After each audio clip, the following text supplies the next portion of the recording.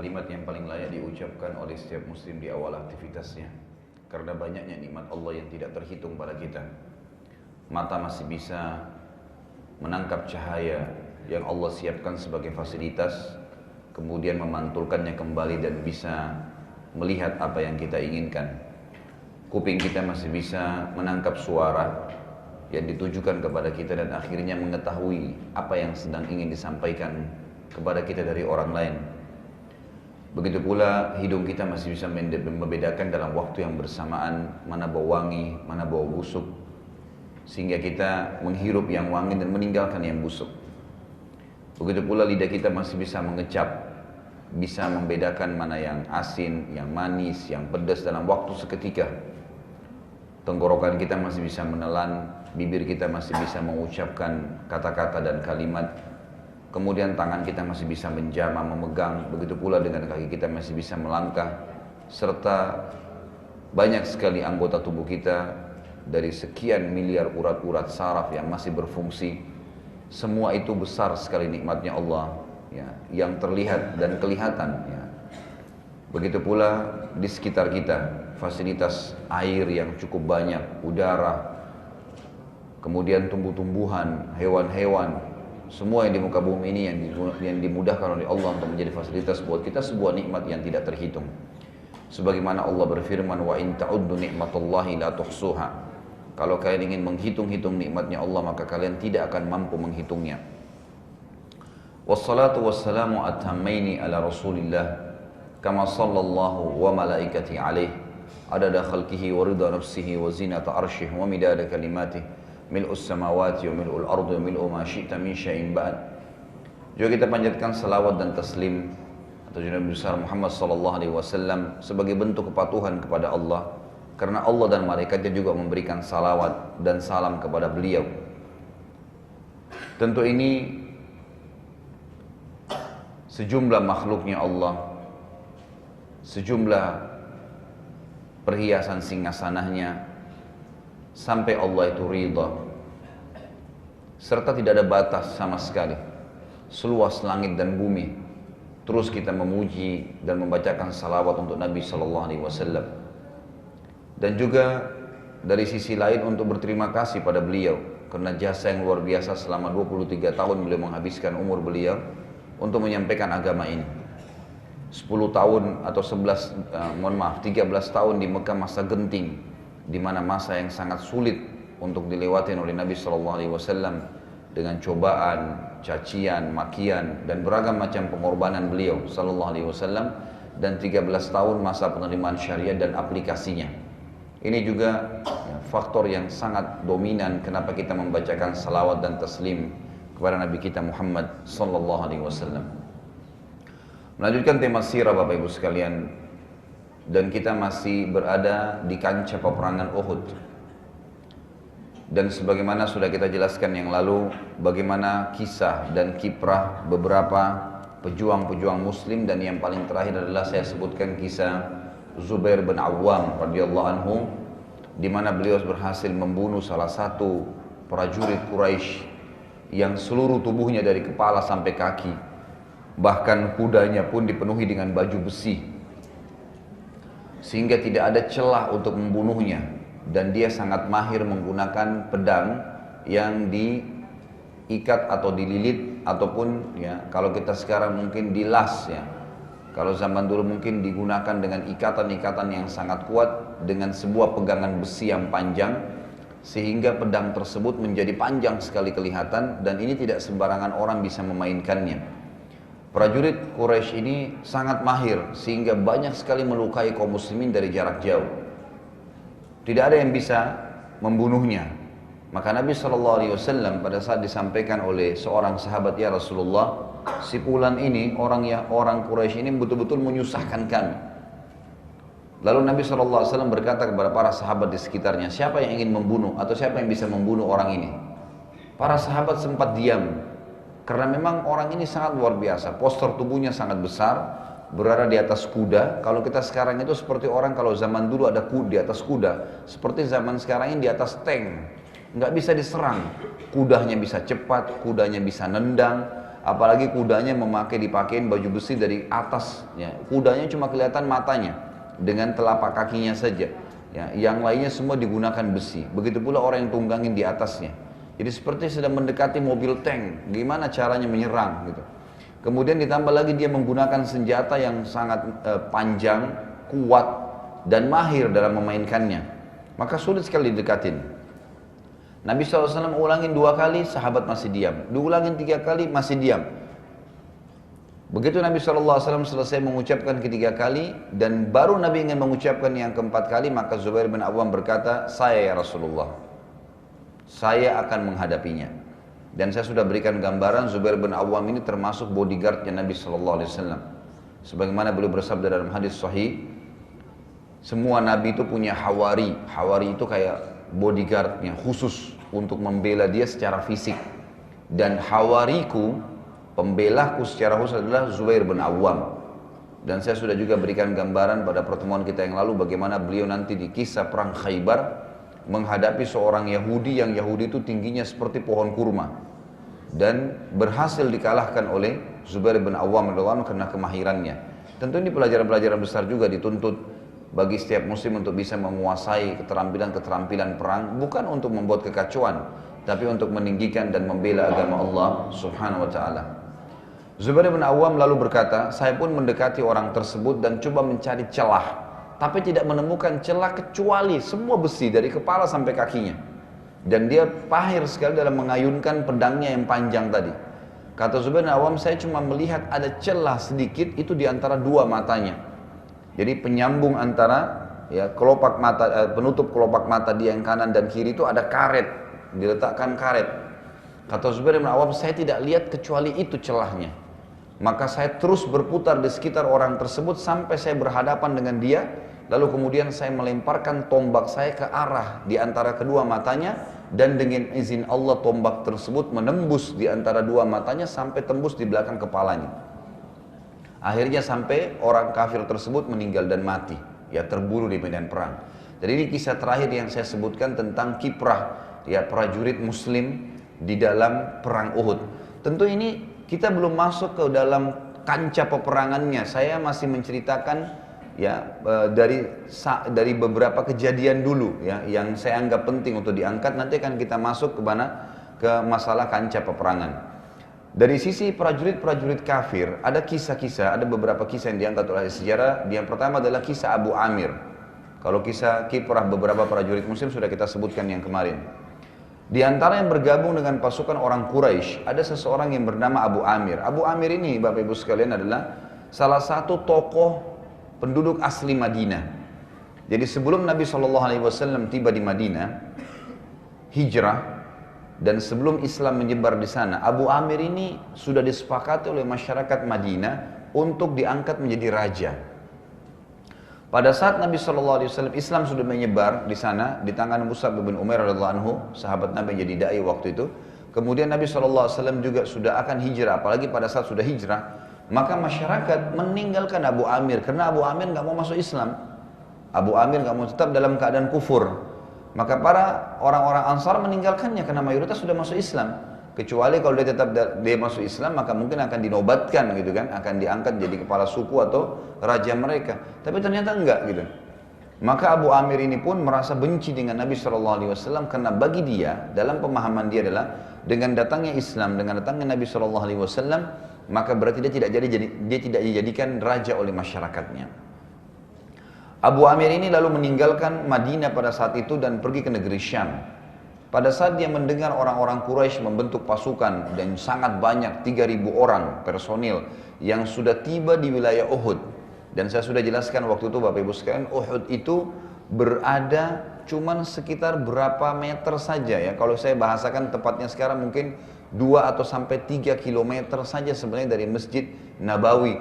Dari waktu itu sekitar 1 kilometer dari pintu gerbang utama Madinah ya. Jadi kita bayangkan kalau ini pintu gerbang besar Madinah, di depannya itu sudah ada, di depannya sudah ada apa namanya? Sudah ada pasukan orang-orang Quraisy, pasukan orang-orang Quraisy. Jadi akan menyerang Madinah. Maka Nabi SAW mengatur strategi untuk keluar ya dari kota Madinah dari pintu belakang, mutar dari sekitar Uhud, lalu tiba-tiba pasukan muslimin sudah berada di belakang pasukan orang-orang kafir Quraisy. Yang akhirnya pasukan Quraisy tidak jadi menyerang Madinah dan akhirnya menghadapkan tubuh mereka menuju atau menghadapi kaum muslimin yang sudah berada di belakang mereka dan akan menyerang mereka. Abu Amir ini pada saat menyerang, mendengar serangan tersebut dan sudah sampai di kota Madinah, dia kembali dari negeri Syam dan segera masuk ke Madinah. Masyarakat Madinah menganggap dia bukan pasukan Quraisy, lalu dia masuk. Kemudian dia coba mau mempengaruhi para sahabat yang sudah beriman dari orang-orang Ansar waktu itu, dari masyarakat Madinah, untuk menjadi pengikutnya dan menobatkan dia kembali jadi raja. Tapi mereka menolak karena Abu Amir ini nggak mungkin jadi raja setelah adanya Nabi SAW. Terlebih lagi dia dalam keadaan kafir. Maka dia pun bergabung dengan beberapa orang munafik di Madinah, kemudian keluar dan dia tahu, dia dapat informasi Nabi SAW akan berperang di wilayah Uhud karena Nabi instruksikan, coba jadikan Uhud itu di belakang pundak pasukan dengan di sisi kanannya. Jadi sisi kanan pasukan muslimin dengan belakang nggak bisa diserang oleh orang-orang kafir Quraisy. Tapi yang bisa hanya dari sisi depan dan dari sisi kiri yang lebih cenderung dekat dengan pintu gerbang kota Madinah, itu ada 50 pemanah Nabi SAW yang siap menghadang orang-orang Quraisy yang akan menyerang dari sisi kiri pasukan. Abu Amir ini Bapak Ibu sekalian membuat lubang-lubang di sekitar tempat tadi yang pasukan muslimin akan bertempat di situ. Dia dengan beberapa teman-temannya lalu menutupi lubang-lubang tersebut sehingga seakan-akan tidak kelihatan. Jadi seperti tempat untuk menjerat gitu kan. Abu Amir ini pun akhirnya membuat lubang-lubang tersebut dan nanti akan kita lihat di akhir peperangan Uhud pada saat muslimin terdesak dan sempat kalah dalam beberapa saat waktu itu. Beberapa saat saya katakan dan bukan kalah mutlak dan nanti akan kita jelaskan. Nabi SAW sempat jatuh di salah satu lubang yang dibuat oleh Abu Amir ini. Yang dibuat oleh Abu Amir dan akhirnya membuat ada beberapa orang-orang Quraisy yang melemparkan batu ke arah Nabi SAW. Kemudian ada juga yang menghantamkan pedangnya pada saat Nabi dalam lubang dan tidak punya kekuatan pada saat itu untuk bisa melawan. Karena di dalam lubang, dan lubang itu memang ukurannya hanya bisa masuk 2 atau maksimal 3 orang kalau berdesakan. Maka Nabi SAW tidak punya kekuatan pada saat itu untuk bisa keluar, dan kita lihat nanti atau saya akan jelaskan di akhir-akhir pertemuan kita nanti bagaimana kejadian itu bisa terjadi. Tapi intinya Abu Amir adalah salah satu tokoh orang Madinah yang kafir. Kemudian kisahnya adalah dia membuat lubang-lubang yang menjadi atau ditujukan untuk menjadi jerat bagi kaum muslimin. Kemudian kita masuk ke kisah yang lain, kisah Jubair bin Mut'im. Jubair bin Mut'im ini salah satu tokoh Quraisy. Dia memiliki seorang paman kandungnya yang dia sangat hormatin, pengganti ayahnya waktu itu karena ayahnya juga sudah mati, maka dia sangat menyayangi pamannya ini, dan pamannya ikut di perang Badar dan ternyata terbunuh di tangan kaum muslimin. Maka Jubair bin Mut'im ini pun berkata kepada salah satu budak yang dia milikin bernama Wahsy, dan dia berkata, "Wahai Wahsy, kalau kau bisa membunuh pamannya Muhammad," maksudnya Hamzah radhiyallahu anhum, "sebagai balasan karena Muhammad telah membunuh pamanku di Badar, maka aku akan anggap kamu bebas." Ini sebuah riwayat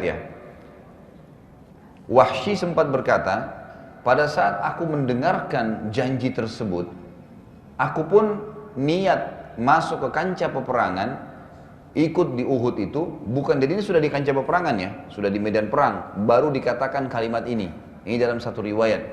Maka Wahsy berkata, aku pun masuk ke kancah peperangan bukan untuk berperang, tujuannya hanya mencari mana paman Muhammad SAW. Kemudian dia tanda kutip SAW karena ini saya menyebutkan nama beliau SAW. Maka dia mengatakan, saya masuk ke kancah peperangan tidak niat ikut berperang, tapi hanya untuk mencari pamannya Muhammad, karena saya ingin bebas dari keterbudakan. Ini sebuah riwayat. Riwayat yang lain, Wahsy ini adalah budaknya Hindun bin Utbah. Hindun binti Utbah ini adalah istrinya Abu Sufyan. Istrinya Abu Sufyan. Tentu nanti Hindun masuk Islam. Nanti di pembebasan kota Mekah, Hindun akan masuk Islam. Tapi ini kisah masih di perang Uhud, masih tahun 3 Hijriah. Hindun ini sempat sakit hati karena di awal peperangan Badar, kalau Bapak Ibu masih ingat, ada 3 orang yang keluar dari orang-orang Quraisy. Tiga-tiganya ini adalah saudara kandungnya Hindun, ya, kakaknya dia yang bernama Walid, ya, Ibn Utbah. Kemudian ada juga pamannya yang keluar bernama Syaibah, gitu kan. Syaibah ini paman kandungnya Hindun, juga terbunuh. Jadi Walid kakaknya terbunuh, Hindun Syaibah juga pamannya terbunuh, dan Utbah ayahnya juga terbunuh. Jadi 3 orang ini terbunuh di perang Badar. Maka Hindun sakit hati waktu itu, dan dia berkata kepada, ya, seorang budak, ada riwayatnya yang mengatakan budaknya dia bernama Wahsy tadi, dan berkata kepadanya, wahai Wahsy, kalau kau bisa membunuh, ya, membalas dendamku kepada Muhammad atau siapa saja kerabatnya yang kau temukan, maka saya akan anggap kamu bebas. Jadi waktu itu Hindun sebenarnya tidak fokus kepada Hamzah radhiyallahu anhu, tetapi siapa saja kerabat Nabi yang ditemukan yang terdekat maka bunuh saja. Mungkin Ali bin Abi Thalib, mungkin Hamzah, mungkin siapa saja. Pokoknya siapa saja yang kau temuin bunuh, beritakan ke saya, maka saya akan bebaskan kamu dari keterbudakan. Jadi ini kurang lebih gambaran daripada kisah yang terjadi pada saat itu Jubair bin Mut'im, dan belum kita bicara tentang proses pembunuhan Hamzah di tangan Wahsy. Nanti akan ada ceritanya itu. Tapi sekarang saya berikan gambaran dulu beberapa kejadian di sekitar kancah peperangan pada saat akan berkecamuk. Kemudian juga ada kisah Suwaib. Suwaib ini salah satu budak Bani Abdiddar. Bapak Ibu perlu tahu, sebelum berangkat pasukan Quraisy dari Mekah, mereka menyerahkan bendera kepada suku Abdiddar. Abdiddar ini kalau masih ingat dulu adalah salah satu turunan atau kakek Nabi Shallallahu Alaihi Wasallam. Dan ini sukunya Nabi sebenarnya, gitu kan? Tapi yang tidak beriman kepada risalah Nabi Muhammad Shallallahu Alaihi Wasallam. Waktu itu Bapak Ibu sekalian, suku Bani Abdiddar ini tugasnya, karena mereka sangat kuat secara fisik, mereka pintar, punya keterampilan dalam strategi perang, maka mereka yang selalu diberikan bendera. Dan zaman dulu itu patokan kekuatan pasukan berada di bendera. Berada di bendera. Siapa yang pegang berarti itu dianggap orang yang terkuatnya dari pasukan itu. Jadi dia bisa memegang bendera dengan tangan kanan atau tangan kiri, kemudian tangan yang sebelahnya dipakai pedang, dengan pedang untuk menyerang. Memang dia punya kemahiran itu, orang yang pegang bendera. Jadi dia bukan cuma sekedar pegang bendera, tapi dia bisa menyerang dengan tangan yang kosong dari bendera tadi. Baik Bapak Ibu sekalian, suku Bani Abdiddar ini waktu perang Badar sempat kalah di perang Badar, dan mereka yang pegang bendera. Abu Sufyan berkata kepada mereka, wahai suku Abdiddar, kalau kalian akan melakukan hal yang sama di perang Badar, jatuh lagi bendera kita dan kalah, maka dari sekarang serahkan kepada kami benderanya. Maka suku Bani Abdiddar mengatakan, ya waktu itu kebetulan ada satu orang dari pimpinan suku Abdiddar yang masih kafir, namanya Abu Talha. Abu Talha ini bilang, kami tidak akan pernah memberikan bendera ini kepada orang lain, karena ini kemuliaan. Lalu kemudian dia mengajak, ya, 6 orang dari anak dia, laki-laki semua, untuk berperang, dan mengatakan kepada anak-anaknya, bendera ini tidak boleh kita lepaskan kecuali kita semua sudah terbunuh. Maka akhirnya keenam anak nanti Abdiddar itu terbunuh. Nanti akan kita jelaskan dalam kancah peperangan. Lalu pada saat mereka terbunuh 6-6-nya dan bendera jatuh, ya, datanglah nanti seorang budak Abdiddar yang bernama Suwaib. Suwaib ini kemudian datang memegang bendera pada saat itu orang Quraisy untuk membangkitkan lagi semangat mereka berperang, dan sempat dibunuh oleh Hamzah radhiyallahu anhu. Datang memotong tangan Suwaib sehingga jatuh bendera. Pada saat tangan kanannya terpotong, lalu dia masih ngambil dengan tangan kirinya, lalu dipotong lagi oleh Hamzah, kemudian jatuh bendera dan dia sempat menjepit dengan sisa tangannya, kemudian dibunuh oleh Hamzah radhiyallahu anhu. Ini ada kisah Suwaib sendiri, gitu kan? Ini kisah Suwaib. Baik Bapak Ibu sekalian, kita akan masuk sekarang ke kisah kancah peperangan. Jadi peperangan pada saat berkecamuk, ya, seperti apa kira-kira? Jadi kita seakan-akan insya Allah hari ini dengan izin Allah hadir di perang Uhud itu. Seperti apa sih pada saat terjadi kecamuk peperangan? Pada saat pasukan sudah saling serang, saya katakan tadi di awal, patokan kekuatan pasukan ada di bendera. Dan siapa yang pegang bendera berarti orang terkuat. Dan pasukan itu dianggap masih menang walaupun banyak yang terbunuh selama benderanya masih ada yang pegang. Di sini perilaku dan sistem yang dipakai ini sangat dipahami oleh 3 orang sahabat yang mulia. Dan 3 orang sahabat ini luar biasa perannya dalam kancah peperangan Uhud di awal-awal peperangan. Itu adalah Hamzah, Ali, dan Asim ibn Thabit radhiyallahu anhum. 3 orang ini sepakat, ya, Hamzah paman tentunya, Ali keponakannya, kemudian Asim ini sepupunya Ali. Sepakat 3-tiganya, begitu masuk peperangan, kita nggak usah lawan prajurit-prajuritnya Quraisy. Cari siapa yang pegang bendera, serang. Itu yang dilakukan. Maka pada saat itu, Hamzah dan Ali pun bersama dengan Asim tadi, langsung menuju ke tengah-tengah kancah peperangan dan sengaja menjadikan target adalah orang yang pegang bendera. Dan pada saat itu yang pegang bendera adalah anak-anaknya Abu Talha tadi saya bilang.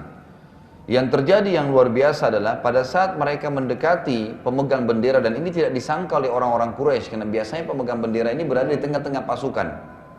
Dan zaman dulu kita tahu kalau saling menyerang satu sama yang lain, ya pada saat mereka masuk, ya mereka membabi buta gitu kan. Menyerang siapapun, tapi Hamzah dan Ali serta Asim sudah mengatur strategi untuk menangkis saja.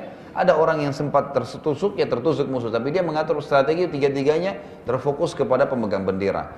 Dan akhirnya ketiganya ini berhasil membunuh anak pertama Abu Talha. Dan dengan seketika pada saat itu bendera Quraisy jatuh. Sementara ini pasukan baru bertemu, gitu kan? Dan ini menandakan kekalahan karena bendera jatuh. Melihat bendera jatuh, sempat menjadi pukulan yang berat bagi pasukan Quraisy karena bendera sangat besar dan kelihatan pada saat jatuh tandanya simbol kekalahan. Maka anak Abu Talha yang kedua datang karena dia punya 6 anak laki-laki tadi saya bilang yang ikut di peperangan. Lalu begitu dipegang, diserang lagi oleh Ali dan berhasil dibunuh anak yang kedua. Datang anak ketiga, mengambil lagi bendera tersebut, dibunuh lagi oleh Hamzah. Terus bolak-balik ini, sahabat-sahabat ini. Sampai anak yang kelima terbunuh, kelima-limanya terbunuh di tangan Hamzah dan Ali. Kemudian datang anak yang keenam pada saat itu. Ya. Anak yang keenam ini pada saat datang mengangkat bendera, Hamzah dan Ali masih sibuk ya menangkis serangan dari sekitar bendera tadi. Kemudian Asim datang dan berhasil membunuh anak keenam Abu Talha sehingga terbunuhlah. Pada saat itu ada seorang wanita anaknya Abu Talha. Dia ini anak yang ketujuh sebenarnya, tapi karena wanita dia nggak ikut berperang. Jadi wanita pada zaman itu dibawa untuk menjadi pemotivator ya. Mereka tuh datang teriak, bernyanyi ya. Biasanya kalau orang-orang Quraisy bahkan mereka menari, gitu kan? Ya. Atau kadang-kadang dibawa wanita-wanita penghibur, memang tujuannya naudzubillah untuk berzina dengan para prajurit, gitu kan?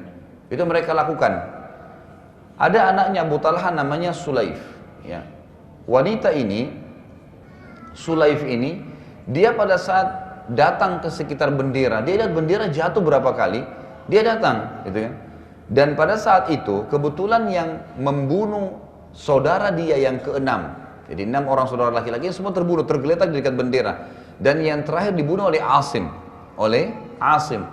Maka yang terjadi Bapak Ibu sekalian, perempuan ini begitu melihat 6 saudaranya mati dan Asim yang pada saat itu lagi menusuk, ya saudara dia yang ke-6 jatuh, dia mengira Asim membunuh ke-6 saudaranya, gitu kan? Dia mengira Asim semua yang bunuh nih 6-6-nya. Lalu dia teriak, ya si perempuan ini Sulaif ini berteriak dengan suara keras sambil berkata, memang ini perempuan-perempuan sudah ditugaskan ya, memang di kancah peperangan dia teriak, dia memotivasi, memang begitu, ya. Maka yang terjadi dia teriak dengan suara keras berkata kepada orang-orang Quraisy, siapa yang bisa mendatangkan batok kepalanya Asim, artinya ditebas lehernya, datangkan untuk saya batok kepalanya, saya cuci, lalu saya minum khamar di situ. Kata si Sulaif ini ya, saya minum khamar di situ, setelah saya minum saya akan penuhi batok kepalanya Asim dengan emas dan saya kasih kepada pembunuhnya. Jadi kalimat di kancah peperangan yang luar biasa dari seorang wanita ya. Jadi kita lihat bagaimana pada saat itu perannya memang dihadirkan untuk seperti ini keadaannya. Sekali lagi dia bilang, siapa yang bisa wahai orang-orang Quraisy yang mendatangkan kepalanya Asim. Waktu itu di sekitar Asim ini banyak orang-orang Quraisy gitu kan. Cuma zaman dulu orang tidak pakai senjata kayak kita sekarang, senapan bisa membunuh dari jarak jauh. Memang orang mendekat baru bisa. Dan di dalam kancah peperangan yang sedang masuk menyerang itu nggak bawa anak panah. Anak panah itu pemanah itu biasanya di luar, memanah dari jarak jauh atau di awal penyerangan saja. Ya, seperti itu, atau untuk membuka sebuah wilayah.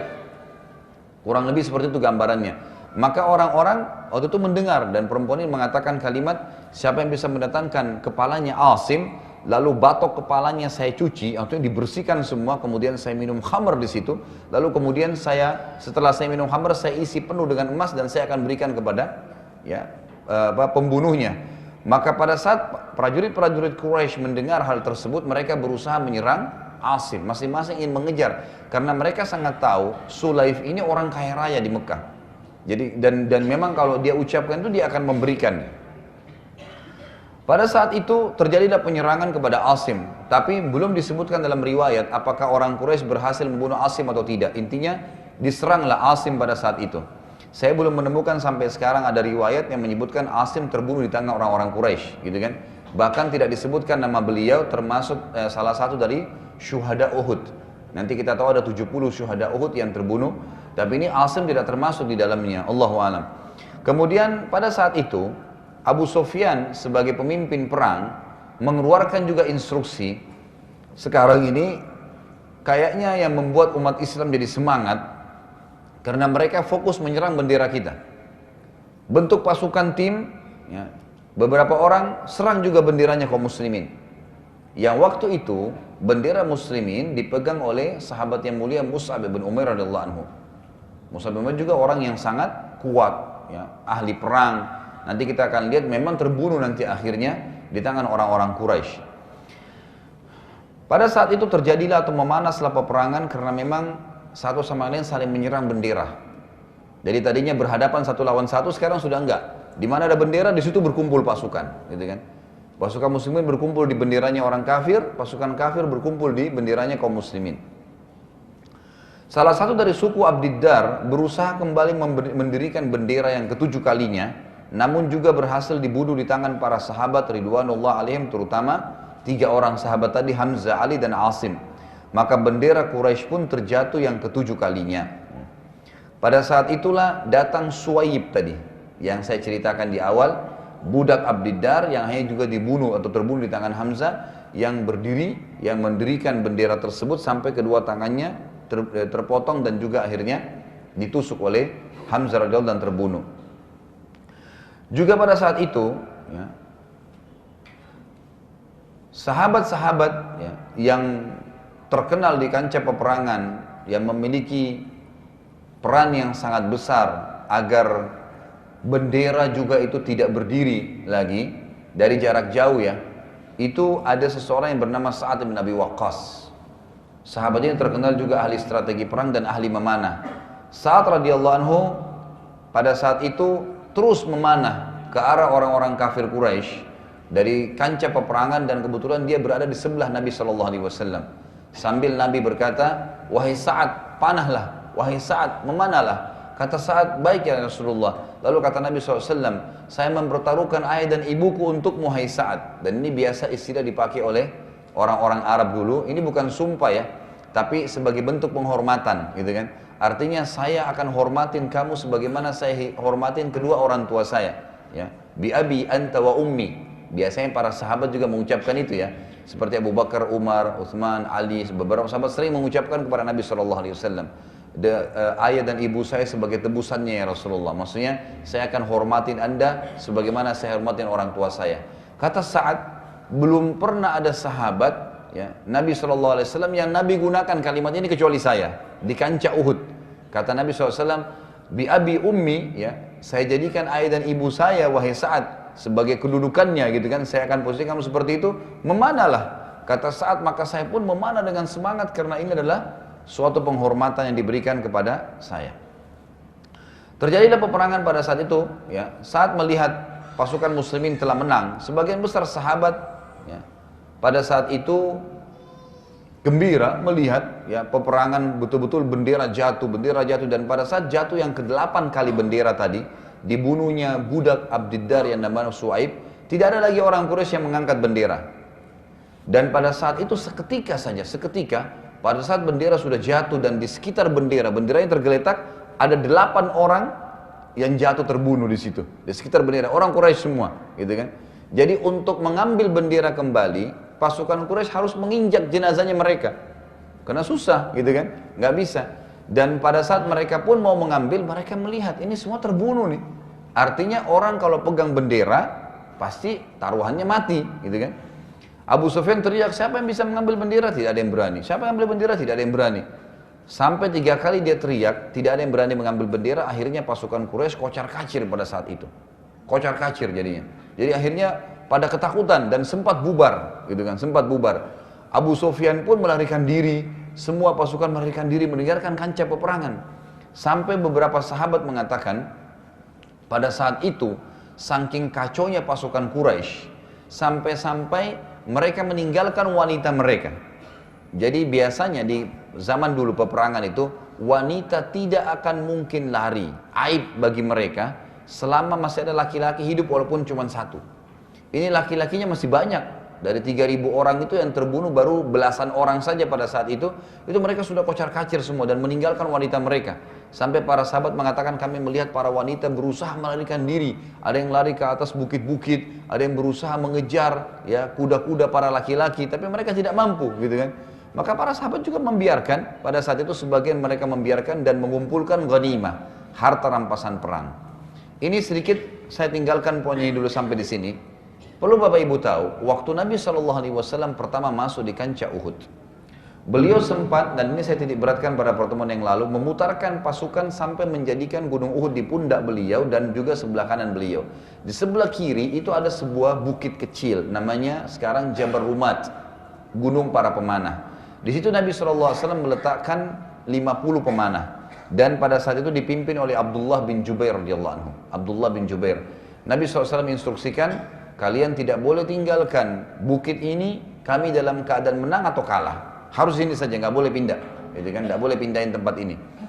Maka mereka sepakat, baiklah, 50 pemanah ini tujuannya adalah menghadang siapapun yang akan menyerang pasukan muslimin dari arah kiri dan bisa manuver masuk balik ke belakang muslimin dan akhirnya membunuh muslimin dari belakang, gitu kan? Karena dari belakang sudah aman nih, ada gunung, ada kebun kurma, sebelah kanan juga begitu. Maka yang terjadi Bapak Ibu sekalian, pemanah-pemanah ini melihat strategi perang. Kita bisa bayangkan, saya kemarin waktu terakhir bimbing umroh, saya sempat ajak jemaah saya khusus yang mampu naik ke atas bukit ini, Jabal Rumat. Dan dari atas bukit itu saya terangkan peperangan Uhud, bagaimana terjadi. Saya tunjukkan di sisi sini dulu pintu gerbang Madinah, dari sini pasukan muslimin, dari sana pasukan Quraisy. Kemudian saya jelaskan bagaimana pada saat terjadi kancah peperangan, gitu kan. Dan saya bilang, bisa dibayangkan di sini, waktu itu ada ibu-ibu juga sempat ikut ya. Saya sempat bilang, Bapak Ibu sekalian coba perhatikan di sini, bayangkan dari atas gunung ini, karena memang gunung itu dipakai, gitu kan. 50 pemanah Nabi SAW menghadap ke pasukan Quraisy di bawah sini. Dan mereka dengan leluasa memanah. Jadi seperti kita sekarang pegang senapan, senjata misalnya. Kita lihat ada musuh lagi di bawah lembah, kita di atas gunung, leluasa nembakin siapa saja yang kita mau, mati. Seperti itu pemanah. 50 pemanah ini subhanallah memang ahli yang mahir memanah. Sekali lepasin panah bisa membunuh satu orang. Jadi satu kali lepasin 50 panah itu 50 orang mati, gitu kan. Dan ini sangat kuat sekali. Kalau zaman dulu itu, kalau sekarang ya, kata sebagian ahli sejarah, pemanah itu seperti snipers gitu kalau sekarang ya. Bagaimana mereka ahli tembak yang luar biasa. Itu memanah, dan dulu juga itu dikenal sekali. Kalau pemanah-pemanah yang ditaruh di kancah peperangan, mereka harus minimal bisa memanah dengan 3 anak panah sekaligus. Bukan satu ya. Jadi 3 anak panah dipegang bisa melempar dengan 3 sasaran. Ada yang lebih mahir bisa sampai 5 anak panah. Allahu alam bagaimana, tapi ini strategi mereka yang luar biasa. Kita bayangkan kalau satu saja anak panah, 50 pemanah berarti 50 orang jadi target, gitu kan. Memang ada yang meleset kadang-kadang, tepat kena orangnya atau tepat kena kudanya. Karena kuda-kuda ini lagi berjalan, lagi berputar, gitu kan. Intinya pasukan Quraisy jadi kocar kacir, kena 50 pemanah Nabi SAW ini terus memanah ke dalam kancah peperangan, ke arah orang-orang kafir Quraisy. Sementara juga bendera di bawah itu jatuh. terus jatuh, gitu kan. Ini akhirnya membuat betul-betul kocar-kacir pasukan Quraisy dan mereka meninggalkan kancah peperangan. Di sisi yang lain ada 200 pasukan orang-orang Quraisy waktu itu, semuanya ini berkuda. Kalau kita sekarang tadi saya sudah bahasakan seperti tank. Ada 200 tank gitu kan. Ada 200 menunggang kuda dan dipimpin semuanya ini mahir menunggangi kuda. Dan dipimpin oleh Khalid bin Walid. Yang waktu itu belum jadi sahabat, masih dalam keadaan kafir. Ini memantau peperangan. Dan setiap kali 200 orang ini mau coba masuk ke kancah peperangan, 50 pemanah ini balik ke arah mereka dan memanah, gitu kan? Dan memanah. Panah ini memang kalau panahnya bagus, ya, busurnya bagus, anak panahnya bagus, itu jauh jangkauannya. Itu bisa sampai 200 meter, gitu kan? Bahkan mungkin bisa lebih dari itu, bisa 300 meter, tergantung kekuatan dari busur panah dan kekuatan orang yang menariknya. Maka pasukan Khalid bin Walid tidak bisa maju. Karena sekali mereka dekat, dilemparin anak panah, walaupun tidak terjangkau ya, karena jauh jaraknya. Tapi mereka kalau mendekat dilemparin dengan 50 anak panah, jadi mereka nggak bisa buat apa-apa. Terjadilah sesuatu yang akhirnya menjadi penyebab muslimin terkalahkan pada saat itu Bapak Ibu sekalian. Ternyata waktu kocar-kacir pasukan musyrikin, jumlah mereka 3.000 orang, 200 terpisah, pasukan Khalid bin Walid jauh dari kancah peperangan memantau peperangan, berarti masih ada 2.700. 2.700 ini terbunuh puluhan orang pada saat itu, kemudian yang lainnya kocar-kacir, 2.000 orang lebih ini lari, gitu kan. Jadi bisa kelihatan di kancah peperangan itu, karena Uhud itu termasuk di sekitarnya padang pasir waktu itu. Jadi kelihatan tuh mereka lari semua jauh, meninggalkan kancah peperangan. Ternyata dari 50 pemanah Nabi SAW ini ada 43 orang yang berkhianat. Ahli sejarah mengatakan berkhianat di sini ada berarti kata tidak mentaati perintah Nabi SAW. Kan Nabi sudah titip pesan, jangan tinggalin gunung pemanah ini dalam kondisi kami menang atau kami kalah. Nggak boleh tinggalin, harus tetap di situ. Tapi ternyata mereka enggak, mereka tinggalin itu. 43 orang ini dilarang oleh pimpinan mereka. Abdullah bin Jubair radhiyallahu anhu, sahabat yang mulia, mengatakan kalian mau kemana? Karena tiba-tiba mereka taruh ya busur-busur panahnya, lalu mereka mau turun dari gunung itu. Dan gunung itu sangat kecil sebenarnya. Mungkin ketinggiannya itu kalau untuk naik mungkin 20 meter atau lebih lah, sekitar 30 meteran maksimal. Itu dari bawah. Mereka bisa turun leluasa gitu. Kata Abdullah bin Jubair, kalian mau kemana? Mereka bilang, kan sudah jelas, menang. Tuh lihat pasukan musyrikin kelihatan dari gunung itu, kelihatan lari. Tuh sudah jauh, mereka menuju ke Mekah kembali. Nggak mungkin. Apalagi pasukan muslimin yang waktu itu jumlahnya 700 orang. Awalnya 1000, gitu kan. Tapi ada 300 munafikin yang bergabung kemudian sengaja pulang. Dipimpin oleh Abdullah bin Ubaidillah bin Salul, gitu kan. Itu sudah jelas pasti dalam keadaan kafir dia. Maka dia kembali sengaja ingin memukul muslimin dari kancah peperangan. Jadi saya 700, 650 menghadapi pasukan yang 2.700 tadi, ya 2.800 tadi, dan 50 di atas gunung pemanah. 650 orang ini ternyata, Bapak Ibu sekalian rahimakumullah, waktu pasukan 2.800 itu lari, ya kurang lebih ya, nah, sudah ada yang terbunuh beberapa orang, 650 ini dengan semangat mengejar, gitu kan? Mengejar, kenapa? Karena kalau ada yang sempat ditangkap jadi tawanan. Dan kalau jadi tawanan ini bisa menjadi sumber pendapatan yang akhirnya ditebus oleh kerabatnya. Atau bisa menjadi hamba sahaya, gitu kan, tawanan perang. Maka dia, apalagi kalau ditangkap pimpinan-pimpinan mereka, gitu kan. Maka coba dikejar. Waktu itu Hamzah, sahabat-sahabat Nabi masih hidup semuanya. Nggak ada masalah buat mereka, gitu kan. Baik. Ternyata Bapak Ibu sekalian, 43 orang ini menjadi sumber permasalahan di dalam pasukan muslimin.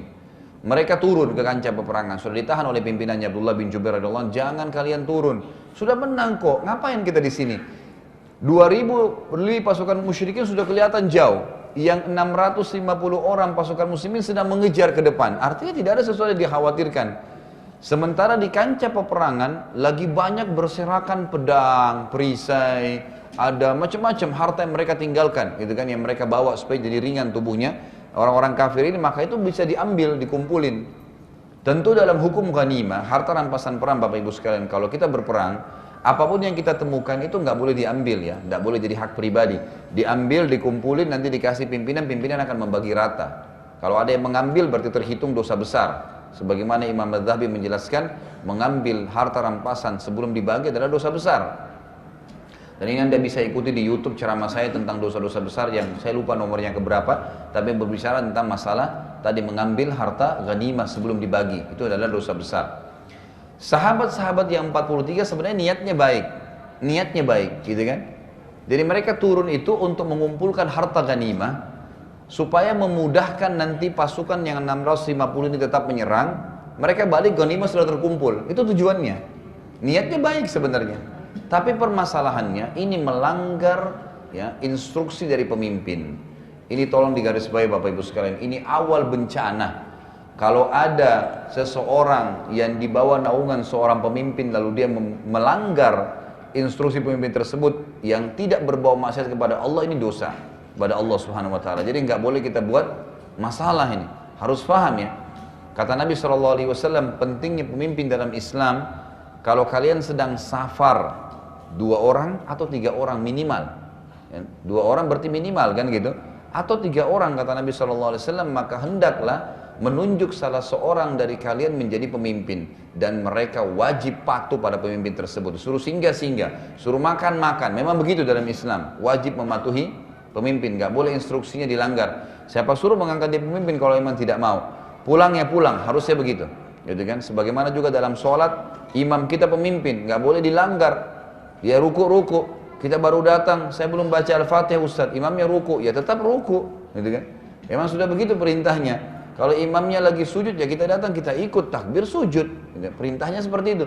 Jadi begitu pemimpin dalam Islam, sama dengan pemimpin perang, pemimpin negara, selama tidak berbuat maksiat kepada Allah, nggak boleh ada ya, pembangkangan. Di sini kata ulama, Allah memberikan pelajaran kepada muslimin di perang Uhud hanya karena melanggar titah pemimpin mereka. Jadi bukan hanya karena Nabi SAW ya. Pemimpin pada saat itu, plus lagi dia adalah seorang Nabi. Dilanggar, sudah dikatakan kalau kalian menang, kalau kita menang atau kalah, jangan tinggalkan gunung itu sampai saya yang membolehkan, kata Nabi SAW. Belum ada perintah. Turunlah 43 orang itu Bapak Ibu sekalian ke kancah peperangan, sisa 7 orang. Nah pada saat sisa 7 orang ini, 200 pasukan Khalid bin Walid ya, yang tidak ikut-ikutan dalam kancah peperangan, memang dari tadi nih, dari awal peperangan memantau masalah itu dan tahu kekuatan muslimin di atas gunung tadi. Maka mereka manuver, kemudian naik ke atas gunung membunuh 7 orang tadi. Setelah dibunuh 7 orang tadi oleh Khalid bin Walid, lalu dia balik menyerang muslimin dengan 200 pasukan tadi dari belakang. Terdengarlah suara. Kita bayangkan Bapak Ibu sekalian, zaman dulu ini orang teriak-teriak, gemuruh, gitu kan?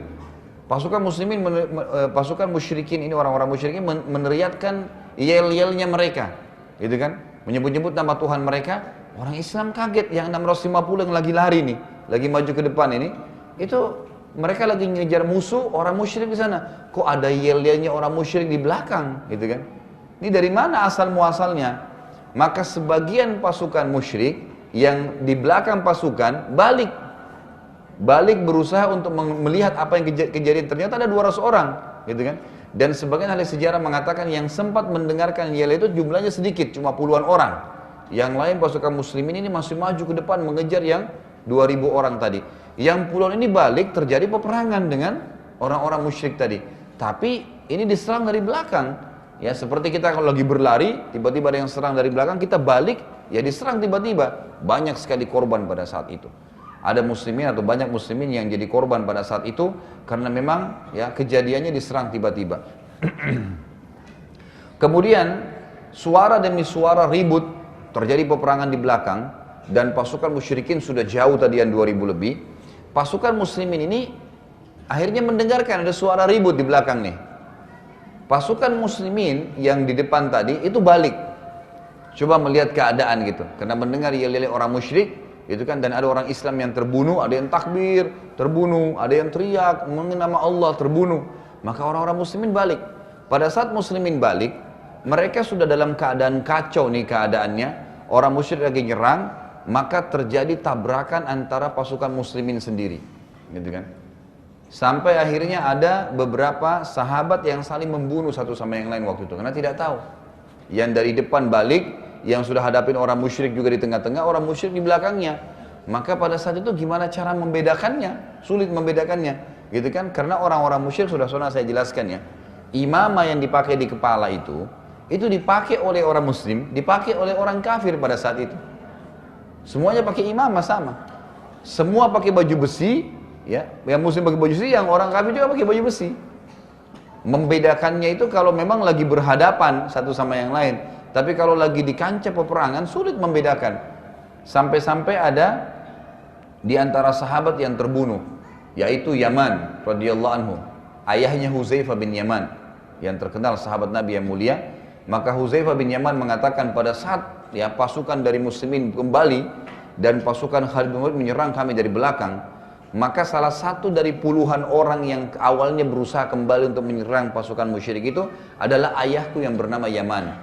Dan aku sempat teriak berkata kepada kaum muslimin, wahai muslimin, hati-hatilah karena yang kalian sedang serang adalah ayahku, tapi sudah terlanjur, kan itu.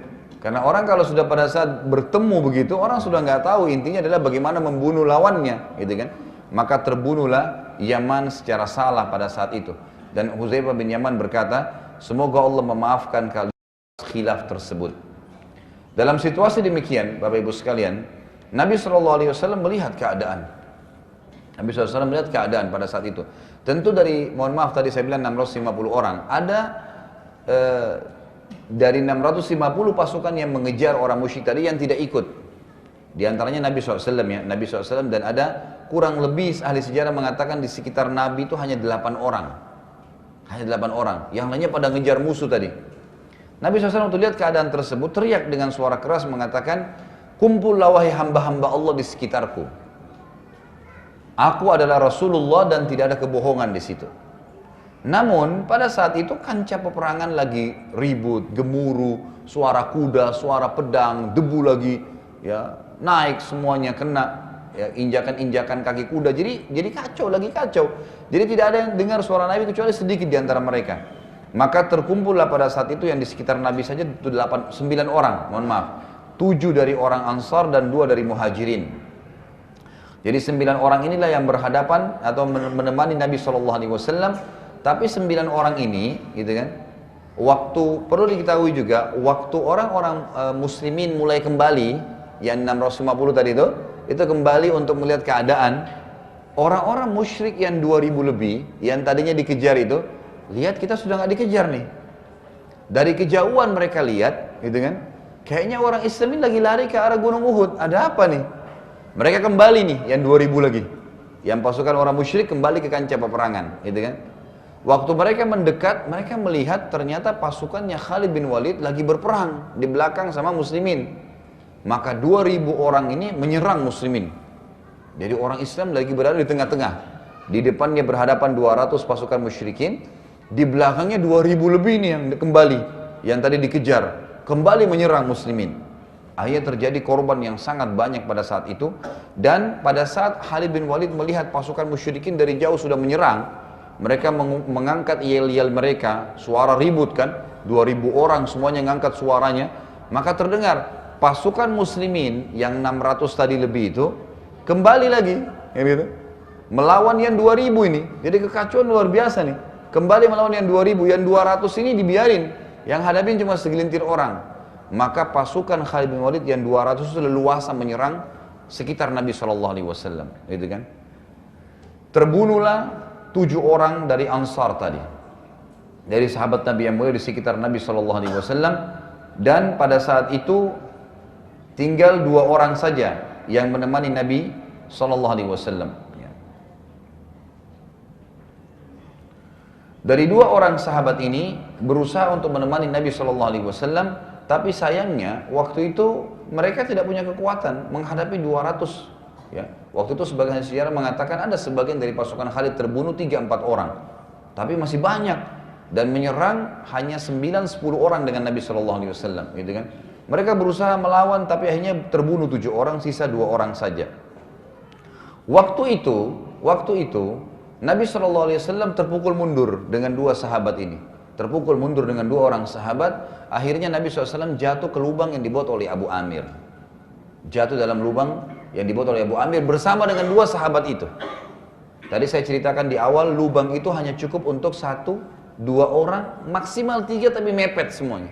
3-tiganya jatuh di lubang yang sama. Mereka mau keluar susah, Orang-orang musyrik lagi berkerumun. Bayangkan kalau kita dalam sebuah lubang bertiga, sempit, di atas kita ini nggak bisa keluar karena mereka sudah memegang pedang, siap membunuh, gitu kan? Ada yang memegang batu, dan ini muslimin lagi tidak ada, lagi yang 600 lebih lagi hadapin yang 2000 tadi. Sahabat nggak ada yang tahu.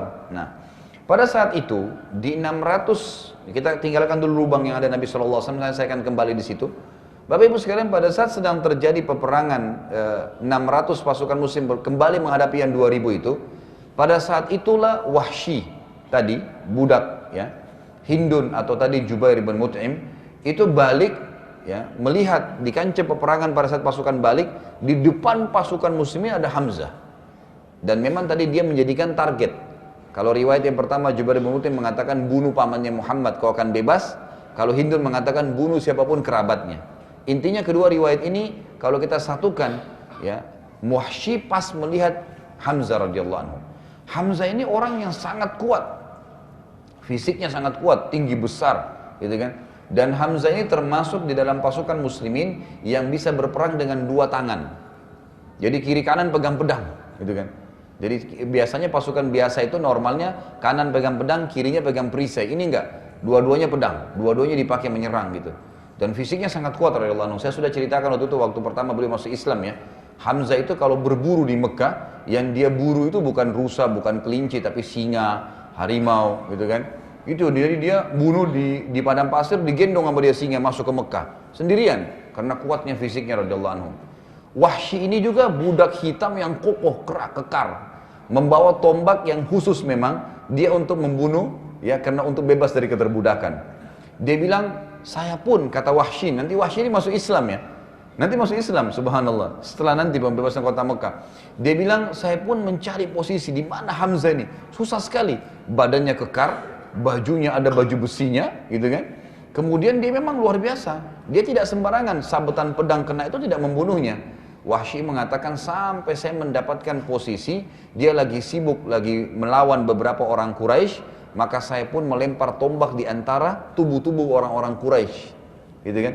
Jadi di antara orang Quraisy itu ada celah, dari situ dilempar sama Wahsy, ya, tersasarkan kepada Hamzah radhiyallahu anhu. Kenalah Hamzah pada saat itu, ya, dan sempat mengenai perutnya karena kerasnya lemparan tersebut sampai tombak itu tembus ke belakang, gitu kan.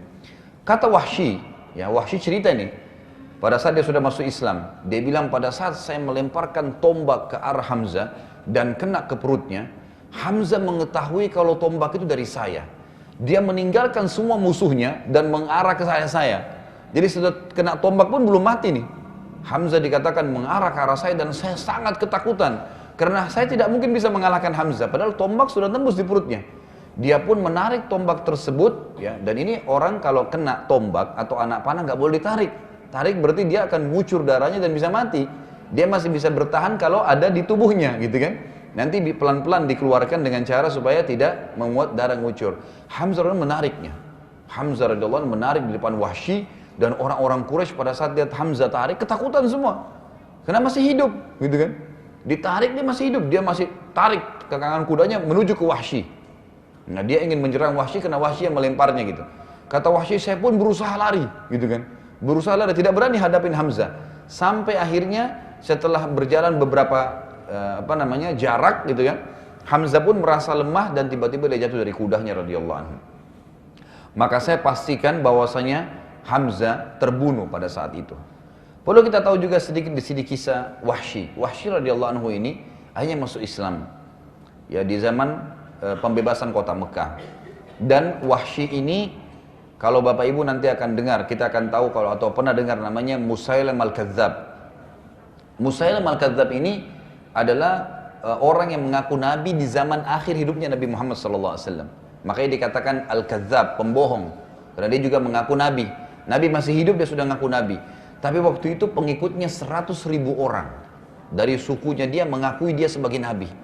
Tapi beberapa pengikutnya akhirnya jadi sahabat nantinya, ya, masuk Islam, kemudian mereka saling menukil mengatakan pada saat ya Musailam al-Kadzab menjadi mengaku nabi, kami sebenarnya tahu dia bohong, tapi karena fanatisme kesukuan membuat kami mengatakan baiklah dia nabi. Dan sudah pernah saya ceritakan ya, sedikit saya reviewkan, Musailam al-Kadzab ini pernah didatangin oleh para pengikutnya waktu dia pertama-tama ngaku nabi nih. Berkata, itu nabi yang di Hijaz, yang di Madinah tuh, dia sempat meludah di sebuah sumur. Jadi kebetulan ada orang-orang Ansar, Bapak Ibu sekalian, lagi gali sumur nih. Lagi gali sumur, kemudian sumurnya itu airnya asin. Datanglah mereka kepada Nabi SAW lalu berkata, ya Rasulullah, kami setengah mati gali sumur, sumurnya airnya asin, coba anda lihat. Nabi SAW ke sana, terus Nabi SAW berdoa sama Allah, lalu meludah ke sumur itu. Waktu Nabi SAW meludah, ini salah satu mujizat Nabi SAW, air sumur dari asin menjadi tawar, berubah. Ini hadis Bukhari, mujizat Nabi SAW. Pengikut Musailamah Al-Kadzdzab berkata apa? Wahai Nabi Musailamah, bagi mereka begitu kan? Nabi yang di Hijaz tuh, meludah di sebuah sumur, asin menjadi tawar. Kami punya sumur nih, airnya tawar. Coba kau ludahi juga. Mungkin bisa jadi lebih enak airnya gitu. Dalam riwayat ini dikatakan, Musailamah datang ke sana lalu komat-kamitkan mulutnya dan dia meludah, setelah itu airnya lebih busuk dari bau bangkai. Ini kisah nyata. Kemudian, dan ini sudah bukti nyata kalau dia bukan Nabi, bohong gitu kan, nggak mungkin. Kisah yang lain, Nabi SAW punya tradisi waktu di Madinah, dan masyarakat Madinah sering kerjakan dan Nabi mendiamkan, itu berarti bagian dari syariat gitu kan. Seringkali kalau ada bayi baru lahir dibawa kepada Nabi SAW. Seperti itu Abdullah ibn Zubair radhiyallahu anhu waktu baru lahir, lalu didatangkan di depan Nabi SAW. Nabi SAW mengelus kepalanya, mendoakan, kemudian mengunyah kurma, namanya tahnik. Ya. Disunnahkan kalau anak baru lahir ditahnik bagi dari orang tuanya atau orang soleh. Kurma dikunyah sampai halus sekali, kemudian ditempelkan di langit-langitnya. Ya, tempelkan. Maka Nabi SAW sering lakukan itu kepada bayi-bayi muslimin di Madinah, gitu kan? Pada saat itu, Nabi SAW didatangkan seorang bayi dari Ansar. Kebetulan bayi itu waktu lahir rambutnya, ya, rambutnya tipis, gitu kan? Bahkan sebagian rambut tidak tumbuh di kepalanya. Maka mereka membawa kepada Nabi SAW, Nabi tahnik, Nabi doain. Pada saat Nabi SAW elus kepalanya, rambutnya tumbuh. Bayi itu. Tiba-tiba yang bagian kepala nggak ada rambutnya itu tumbuh rambutnya. Ini juga hadis Bukhari menjelaskan. Bapak Ibu bisa ikutin di ceramah saya tentang mujizat Nabi SAW. Ini ada juga di YouTube tentunya. Jadi pada saat itu tumbuh rambutnya. Ternyata pengikutnya Musailamah dengar nih. Bilang lagi pada Musailamah, itu Nabi yang di Hijaz tuh, dia elus kepalanya bayi, rambutnya nggak ada jadi tumbuh. Nah ini ada bayi kami, ada bukan bayi, anak-anak ya.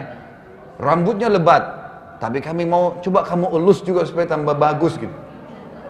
Subhanallah, begitu didatangkan anak tersebut, dielus oleh Musailamah, gugur rambutnya. Dan dalam kisah ini dikatakan apa? Gundul. Anak itu jadi gundul sampai dia mati, nggak ada rambutnya.